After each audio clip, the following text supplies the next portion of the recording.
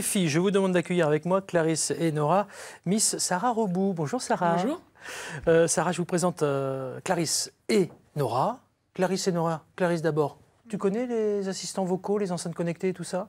Oui, il y a des pubs en ce moment qui passent à la télé, donc oui, je connais. Ouais. Nora? Oui, un petit peu aussi grâce à la télé. Bon, alors pour ceux qui ne connaissent pas Sarah Robout, s'il vous plaît, qu'est-ce que c'est que ça, les assistants vocaux, les enceintes connectées? Alors, les assistants vocaux, vous en avez déjà... Alors, ça prend plusieurs formes. Vous en avez déjà peut-être utilisé sur vos téléphones portables. Vous avez peut-être déjà demandé à vos téléphones de vous rappeler votre rendez-vous chez le dentiste. Mais oui, de bien la semaine sûr, le d'après. téléphone à la pomme, par exemple. Voilà, Dis exactement. machin, où on va, C'est etc. une petite application qui s'appelle Siri. Ouais. Ce qu'il faut savoir, c'est qu'il y a de plus en plus de gens qui utilisent des assistants vocaux. Et notamment, maintenant, ils prennent la forme de ces petites enceintes connectées. Voilà, donc là je vous ai mis quelques chiffres, là vous voyez la courbe, il y a des projections jusqu'en 2021, donc les chiffres vont clairement exploser, et on voit que chez les adolescents, il y a plus de la moitié qui utilisent la recherche vocale tous les jours. Bah justement, Clarisse, tu as déjà utilisé ça sur ton téléphone, non? Oui, je crois. Ouais, plusieurs Nora? fois. Non. Non? Bon, tu fais partie des 45%, mais ça va venir. Hein. Ça Tel va que c'est parti, ça va venir. Donc en fait, ces petites enceintes connectées se placent maintenant dans votre salon, parfois même dans la chambre à coucher. Et en fait, ils vous permettent de régler la luminosité de votre éclairage, de fermer vos volets, ou encore de savoir quel restaurant est ouvert à côté de chez vous. Pour parler clair, on a la Google Home, on a l'Alexa d'Amazon, Voilà, on a la Cortana de Microsoft, chaque grande etc. marque, évidemment, y est allée de sa petite enceinte connectée. Il y a une espèce de profusion depuis l'année dernière sur ce genre de choses. Comment ça fonctionne, Sarah? Alors, en fait, ce sont des appareils qui fonctionnent grâce à l'intelligence artificielle. L'intelligence artificielle, en fait, c'est une intelligence numérique, informatique, qui se rapproche au maximum de l'intelligence humaine. Donc, en fait, par des mots-clés, donc cette enceinte est posée sur un meuble de chez vous, par un mot-clé, vous allez la déclencher. Donc, par exemple, si on prend l'exemple de Google, ça va être « OK Google », c'est ce qu'on voit souvent dans les publicités, d'ailleurs. « OK Google », là, l'enceinte se déclenche, commence à écouter ce que vous êtes en train de lui dire, et déclenche une action ou répond tout simplement à une question. Moi, j'ai un pote qui en a une, celle avec la pomme, là.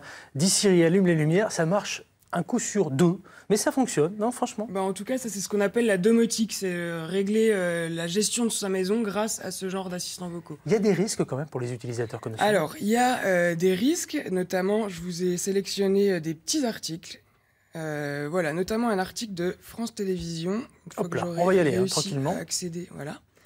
Ah ben non, hop.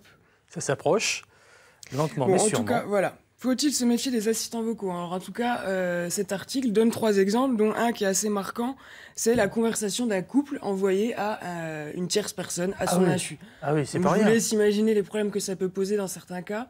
Voilà, ça c'était un problème qui s'est posé avec l'enceinte d'Amazon. On a aussi, il y a beaucoup de gens qui pensent que ce sont juste des robots qui sont en train d'écouter ce qu'on leur dit. Eh bien, figurez-vous que c'est faux. Puisque, en fait, pour améliorer les intelligences artificielles qui gèrent ces enceintes connectées, il y a des vrais humains qui écoutent parfois en direct les conversations des gens. C'est le cas de cette personne qui s'appelle Julie, qui a été interrogée par la Quadrature du Net, qui est une association de protection des données personnelles. Et cette personne, en fait, explique que quand elle travaillait pour une société d'écoute, elle était en charge de vraiment tout noter et pour pouvoir améliorer l'algorithme qui fait fonctionner cet outil. Dites-moi, Sarah, il n'y aurait pas par hasard, je sais pas moi, une application, un petit outil, quelque chose qui ferait qu'on pourrait couper le micro, débrancher ça de temps en temps quand même? Pour l'instant, force est de constater qu'on a plus souvent des petites applications qui viennent augmenter la durée d'enregistrement.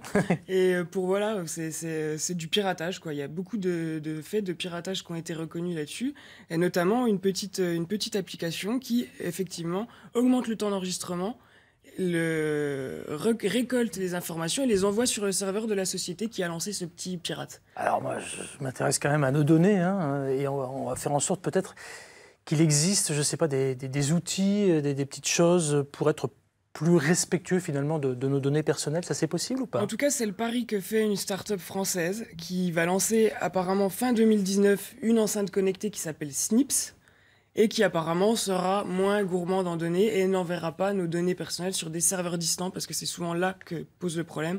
C'est une fois que les données vont sur des serveurs qu'on peut les intercepter en fait assez facilement.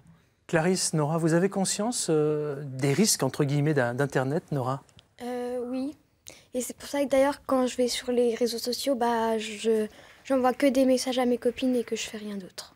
Clarisse? Oui, c'est pareil, je fais attention. Je sais que des fois, il y a des arnaques. Par exemple, ils disent « Oh, je veux vendre un téléphone ». Et puis, bah voilà, on se fait arnaquer. Et puis, dès que tu veux annuler la commande, et bah, si tu veux l'annuler, tu dois payer 800 € ou des trucs comme ça. Enfin, Ouais, il faut faire attention. Hein. Non, c'est bien, vous le faites passer aux copains, aux copines. Hein. oui. Elles sont bien, hein, Sarah, hein, Elles nos ont l'air, copines. Hein. Ouais, elles ont l'air à fond. Hein. courant, ouais.